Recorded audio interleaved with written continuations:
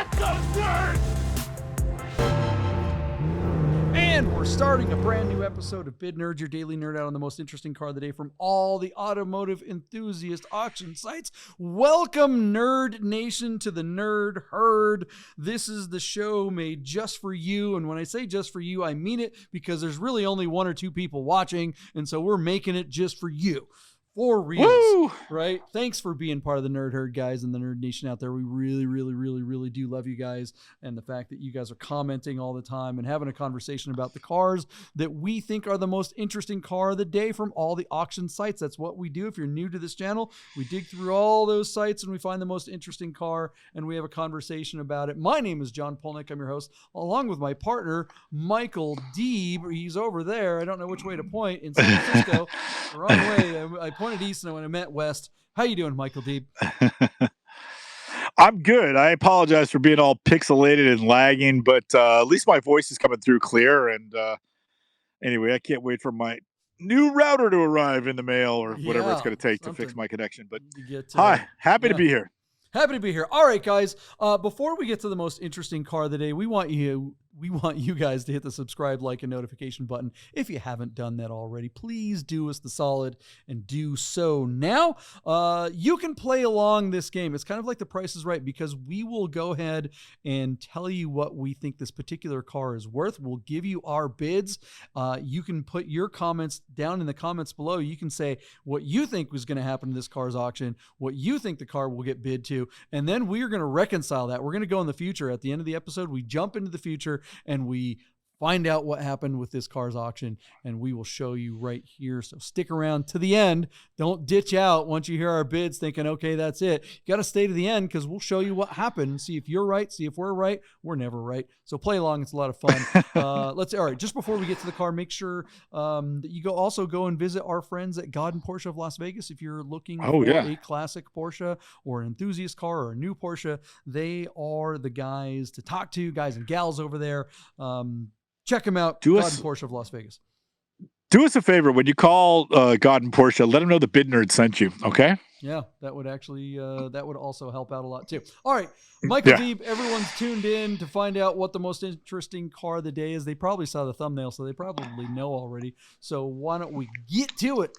Get her. JP, when we look back on our nerd history, I think this could be the most interesting car of the year. A 2010 Porsche 911 997.2 Sport Classic, titled in Montana and offered for auction on PCAR Market. The car is located in Oyster Bay, New York, and shows just 386 miles on the odometer. 386 miles. JP, this car hasn't even filled up a tank of gas yet. It hasn't burned a whole tank of gas in its entire life. Holy moly. Now, you may not be familiar with this car because they never sold them in the United States. In 2010, actually, the car was unveiled at the Frankfurt Auto Show in 2009, and Porsche, basically created by Porsche's exclusive department, they did a limited numbered run of 250 cars for the entire world, and none of those were for the United States.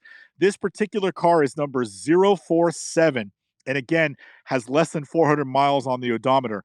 What you get for that money is basically a wide body 997 Mark II. The paint was inspired by the 356. It's a non-metallic paint called Dolphin Gray. It's got those ghost stripes on it, and those ghost stripes are carried through on the tachometer in front of the driver, which is really cool. It's got espresso brown leather interior, Fuchs-inspired wheels. It's got the 911 Carrera RS ducktail rear spoiler. What else can I tell you about the carpet? It's got Berber carpet and the espresso leather interior. And then, of course, the big news is you've got basically the Porsche exclusive power kit, which takes the 3.8 liter flat six from around 380 horsepower up to about 410. I think it's 408 horsepower. 6-speed manual transmission, PCCBs, the ceramic brakes, PASM sports suspension, 20 millimeter lower ride height. All the goodies that Porsche had, they threw at this car, and then they numbered them, and they only made it 250 of them. All of them are the same color, and I believe all of them are the same specification. There may have been a choice of color on the interior, but it's possible that they're all espresso brown. Again, they were never sold in the United States, so the fact that this one is here and is on a Montana title makes it that much more special. Just to give you some indication, JP, just to give you some reference, about 4 or 5 of these cars have sold in the last 2 or 3 years, and most of them had around 25,000 kilometers, and those cars all sold in the 300,000 plus euro range. So about 350 to $400,000. This car has essentially, less than 1,000 miles on it. It's essentially brand new, and it's titled United States. So how do you put a price tag on that? I'm not sure the price will be realized here, but it could be, because our car is already at a very high number. But I will send it back to you, JP. I do not recall ever seeing a sport classic in real life. That's how rare this car is. And you and I have been to Germany. I have been to the Porsche Museum. We've been to every major Porsche event in this country, and I do not recall ever seeing a sport classic in the flesh. A very cool car, a car I would love to own, if I had FU money, but I don't. So I will just look at the images on this page and kind of cry myself to sleep tonight. But man, that is a cool car. I think they did everything just about right. I do not fault any of the detail things that are on this car for what they were attempting to do to basically recapture some of the 911's history and make a true driver's car with all the options that would enhance the driving experience. I love this car, and I'm envious of the seller and the new, hopefully, owner when this car closes on PCAR Market. So, JP, I send it back to you. Yay or nay on Dolphin Gray? And have you ever seen a sport classic in real life? I did get to see a sport classic in real life. In Seattle, there was one when they came out. It was brand new. It was at the PCA does an annual show in Kirkland at the Carillion Point, I think it's called, something like that. Anyways, whatever. That was a brand new car. They actually, someone brought one in. It's in it's the tech part of town. So all the .comers and tech guys and Microsoft bajillionaires show up to that show. This car is essentially a GTS 991. I mean, that's really what it is. And I remember when it came out just going, oh my God, the ducktail looks so great. How hard would it be just to make one of these out of a GTS? And the interior details would be kind of tough to replicate, but not impossible. Right. You could get the cloth, they're just sport seats. The front bumper is a GTS bumper. The rear bumper is like a GT3 bumper or whatever. The ducktail, you can get one of those ducktails. The wheels, you can get all of the bits you can get. The one thing you can't get, the thing that will always, if you see one of these driving down the road, the way to tell whether or not it's call it a fake one or not, is to look at the roof. You ever notice the notch on the roof? I forgot to. Yeah, the double dome roof. How cool is that? I forgot to mention it. Thank you, JP. So the stripe kind of goes down down the hood and continues across the roof of the car, but has a little notch in it, which just makes it extra cool. I do kind of though, as awesome as this car is, I think it kind of falls into that category of really. You're going to pay all this extra money for, again, a number plate and a couple little doodads. It is absolutely stunning. It is a great 997.2, but you can replicate everything but the stupid notch in the hood, or not the hood, but in the roof, and have the exact same driving experience. You can have a car that looks nearly identical to this, if not basically the same thing, if not better, and save yourself a couple of $100,000. If you're going to spend that $300,000 on a rare 997, would you get a Speedster? That's going to be about the same price and be about as rare. The only downside of that is that they didn't make manual ones.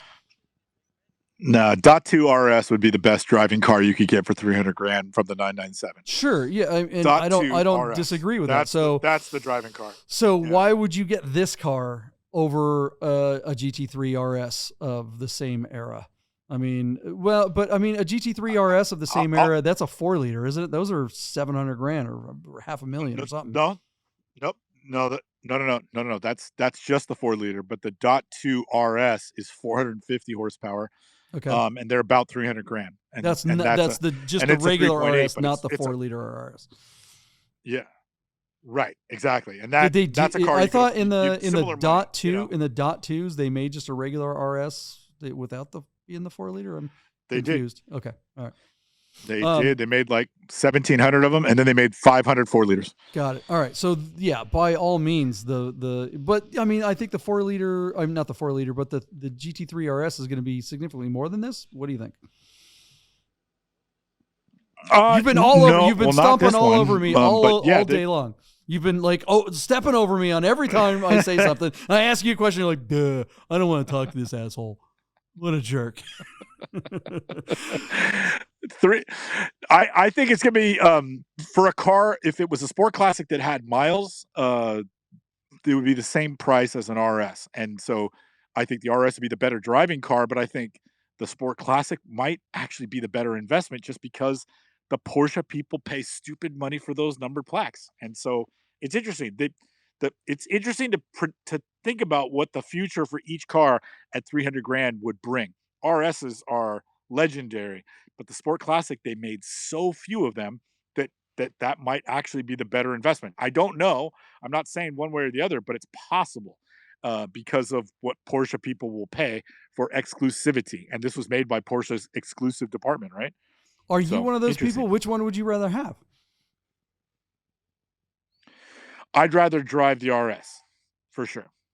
So that was a cryptic answer. Your idea that that was a cryptic answer. You're like, I would rather drive the RS, but I said my question was, which one would you rather have? Which one would you actually, if you had the money to buy one of the other, which one would you actually get?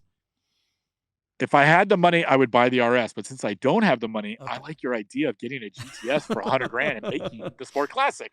Yeah, you're right. But I don't know if you can get even a GTS and a .2 for just 100 grand. I haven't seen one of those for sale in so long. There actually is one for sale here locally in Las Vegas, but it's got a bunch of miles on it and it's beat to hell. But that guy's been trying to sell it for a while for 80 something. Realistically, it could probably be had for 70, but that's still 70 for a 70,000 mile GTS. For a clean low mile GTS .2. Well, that's the only, they didn't make a GTS in the .1. So a GTS 997 in 30,000 miles or under, that's 100 plus, right? 120 grand. Yeah. 115 to 120 grand. And the interesting thing, JP, this Sport Classic has 5-bolt Fuchs wheels, but those GTSs, the real ones, they all came with those knockoff wheels from the GT3s. That's true. Yeah. Wait a minute. You're saying the GTSs all had center locks? Yeah, I think it was an option to get a regular wheel, but most of the ones you see in the marketplace will have center locks. Yeah, most of them. I didn't like these big Fuchs when they came out, but now, when you look at them on this particular car and this particular color, golly, that looks good. And doesn't it look color, good? It looks really good. Is that the same kind of chalk gray that's become so popular, or is this different? It's different, but we're splitting hairs that it's different. It's very similar. Remember just the other day, we were looking at that 944 Silver Rose, and you were saying how the Silver Rose is very evocative of Cassis. Yeah. They're slightly different shades, but they're kind of a similar hue. So the same thing, chalk, fashion gray, dolphin gray, very similar. They're non-metallic, kind of putty colors. They're really beautiful in person. And you can see by these photos taken on an overcast day, it's one of those colors that'll definitely change depending on what the light is. On a sunny day versus an overcast or at night, the car will look like 3 different colors. Yeah, there's a couple of those kind of chalk gray GT3s rolling around here in Las Vegas.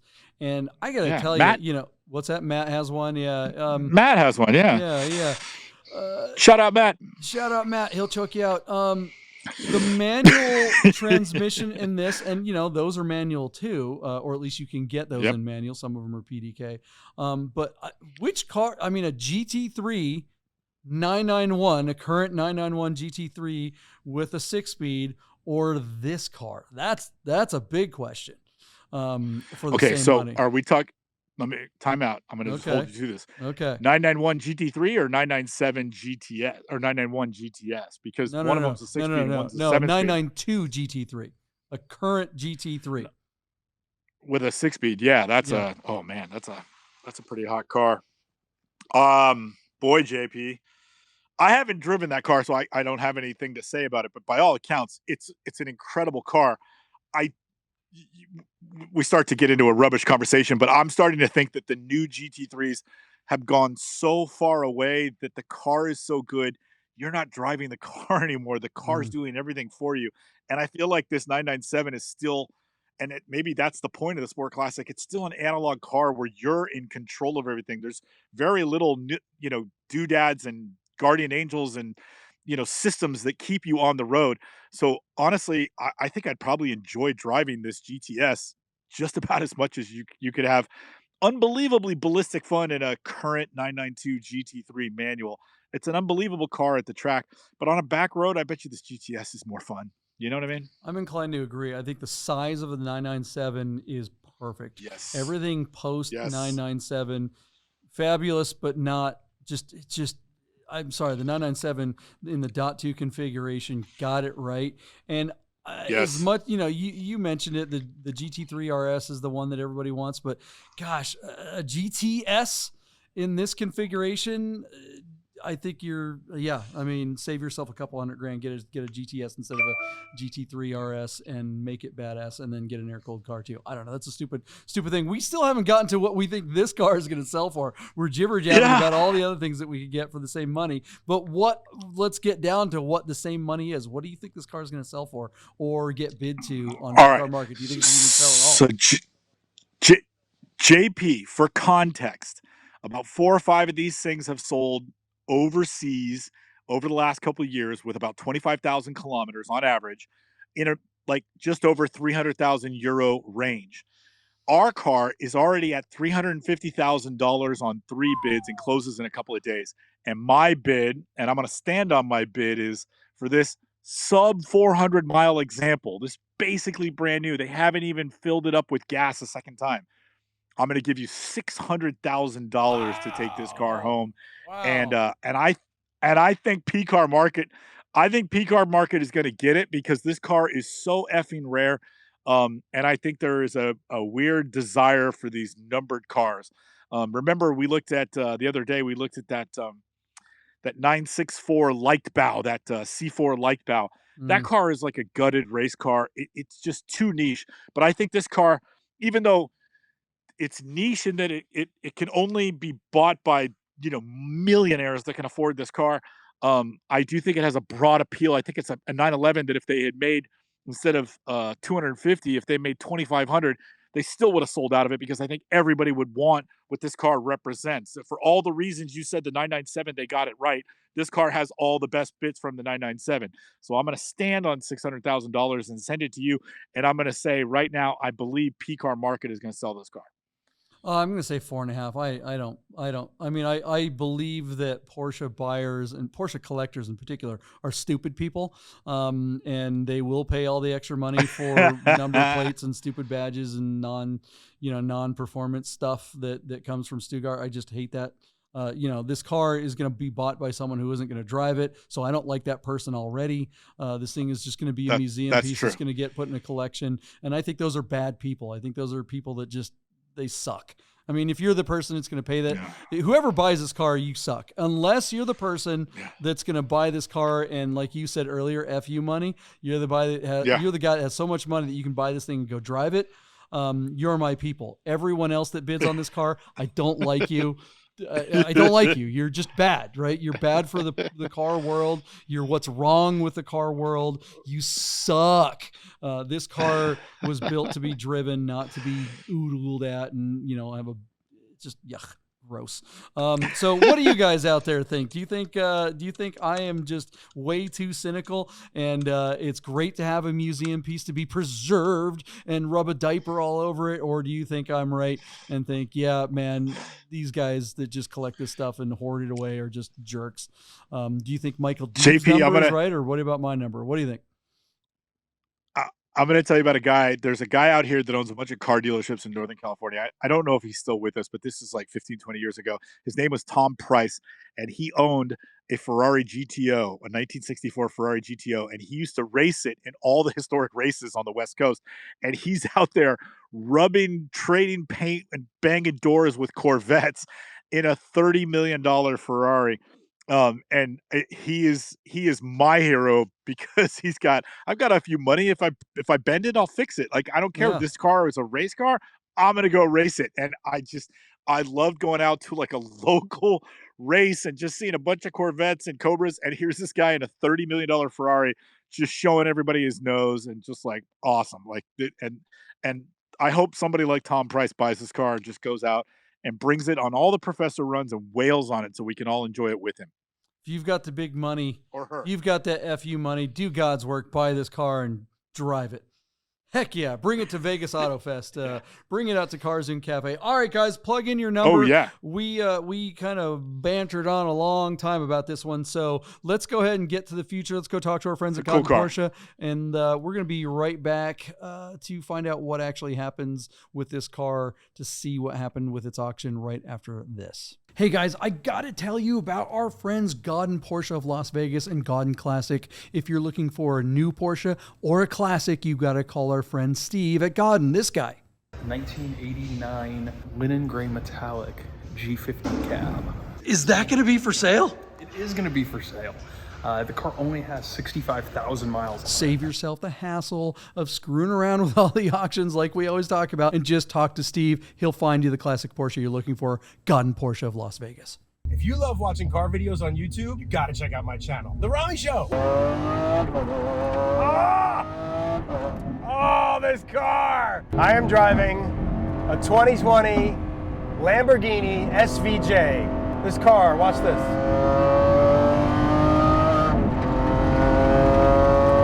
Oh! 115 mile an hour turn like it's nothing. Hey, welcome to the future of Bid Nerds. You're waiting around trying to figure out what happened with the results of this amazing 2010 Porsche Carrera Sport Classic. You're waiting for it, and here it is. Before we tell you, though, you got to hit the subscribe, like, and notification button. Okay, Michael Deeb, what happened? What are the results of this car? I'm not going to disparage it yet. Yes, JP, I told you, I called this one, and I was actually beaming. I think I even bragged about it to my wife. John, I said $600,000. You took the under at $450,000, but I said $600,000, and I told you this car is going to sell on PCAR Market, and it did for $611,250 on an even 50 bids. This is an absolute retail number for this car, but this car is a unicorn in this country. I mean, there is probably only a handful on our shores, and this one, if you remember, John, had less than 400 miles. So, this is just a really rare car in exceptional condition. I mean, they've never even put a second tank of gas in it yet. I can't say enough nice things about it. I know the car's kind of a joke when you consider that there's really nothing special on it. It's just a cosmetic makeover and a numbered plaque, but it's still rare in the Porsche standards. It's still a hell of a driving car. It is a shame that the guy who bought this is probably never going to drive it. That would be the ultimate FU money, is to buy this car and then drive it and just run $300,000 worth of value off of the car for your own personal enjoyment. That would be pretty epic. But I'm beaming because I really called this one. I was right on the money, and there you go. I saved my week with this one last dash on the 2010 Porsche 911 Sport Classic, the 997 gen of this car. Gorgeous car. I love it all the way. I know it's overpriced and a gouge and a joke, but man, I wouldn't kick this car out of my garage for dripping oil. You know what I mean? Well, if you didn't have to pay for it, it'd be great. But I mean, Yeah. if you are the one that paid for this car, you're an idiot, and I don't like you. I mean, this just goes to what I constantly say about Porsche, collectors. They're just effing stupid. It's just a car. You're going to spend this much money on a. This is a museum piece at this point. It's never going to get driven. It's just going to get put on a trailer, brought somewhere. And is anyone going to even see it? It's probably going to be in a room full of other $600 or $1 million cars. You know, and it's just a shame. It's not that it's not a spectacular car. Of course, it's a spectacular car. It effing better be for $600-something thousand, but it's not a $600,000 car. There's so many better cars that you could get for $600,000. I don't know about better, but it's just. Well, it's not a $600,000 driving experience. That's for sure. I mean, it's just a flex by some stupid, boring, rich person that has. You're just not an interesting person if this is what you're doing with your money. Like, I am not someone who begrudges wealth. I am all for people who have big money, but when you buy stuff, just like, I mean, this is just gross. This is a gross situation, and I'm not surprised by it at all. I'm not surprised that you were right on this one, Deeb. It never ceases to amaze me. Just, blech. This makes me gag, really, and it makes me not want to go to Porsche events. I'm not kidding. This makes me dislike the brand. The fact that stuff like this just gets put away and put aside. We know places where there's just so many cars like this that just sit and collect dust, and someone comes around and wipes it with a diaper every now and then and brags about owning it. Yeah. Screw you, man. You suck. I'm serious. I'm being dead serious about this. I know you are. But every brand has this stuff. I mean, every time a new Corvette comes out, you go down to a Chevy dealer where they're, you know, everything's below invoice and 0% financing, and suddenly a Corvette's got a $30,000 addendum on it or $100,000 addendum on it. And that stuff just, like, how can it not rub you the wrong way? But like, every brand has its hiccups, and Porsche has, you know, they have made a mint on, you know, special colors and special editions. I love that Porsche as a brand knows that there's a certain segment of their buyers that are just freaking morons, and they're just sitting there going, really? They'll pay? Okay, great. Good. And God bless them. I mean, fools and their money need to be separated. You know, but that's a problem, is that the people that have this much money to buy this kind of stuff and do nothing with it, they're not fools. I mean, they're clearly they have the money, they earned it somehow, or if they didn't, I don't know. I'm not saying that people that are rich didn't earn it at all. I'm sure they're terribly intelligent in their own right in some field that, you know, got them to earn that kind of money. But after the fact, now that they've earned it or got it or whatever, they're just being idiots with it, and it's just, God, it drives me nuts. Unless you're the guy that you described earlier, Deeb, which is the person who buys it and says "F you money," like you said. That guy's a hero. Yeah, that's absolutely a hero. That is a person. That is, yes. I mean, that's the person you want to be. Unfortunately, that person is even more rare than this car is. So, you know, it's true. All right, guys, what do you think of the results of this fantastic but way, way, way overpriced car? Do you think it's just there's just so much liquidity out there? There's still so many bajillionaires that have all this money sitting around. They're going, I mean, look, I'm going to use this opportunity to say that this is probably cruise missile money, right? You know, the feds go out there and they say, oh, we're going to give $400 billion to Ukraine. And it's like, no, they're not giving. Biden or some political guy isn't opening up Zelle and sending $400 billion to Zelensky, right? What's going on is they're sending a bunch of money to Raytheon, and some executive from McDonald, you know, Douglas or whatever, basically just got a bunch of money. They're taking all their 2020 model year cruise missiles, sending those to Ukraine, and they're building a bunch of 2024 model cruise missiles with that $400 billion. And the executive and the stockholder and all those guys who are, and whatever politicians are being paid off, they're the ones that are stupid enough to sit there going, we've got all this money, we're stupid people, and we have no style and taste, so we're going to spend it on a $600,000 car that we're not going to use. And they twiddle their little mustache. That's my rant. What do you guys think of that? What's that? Sport Classic is still a really nice car. I just wanted to remind everybody what we started the show about. What a sport? What? All right, Sport Classic. Comments below. You made my point for me. A sport what? See you guys tomorrow. We'll talk about the most interesting cruise missile of the day from all the automotive enthusiast auction sites. Let's see your comments, guys. Let's blow it up. No!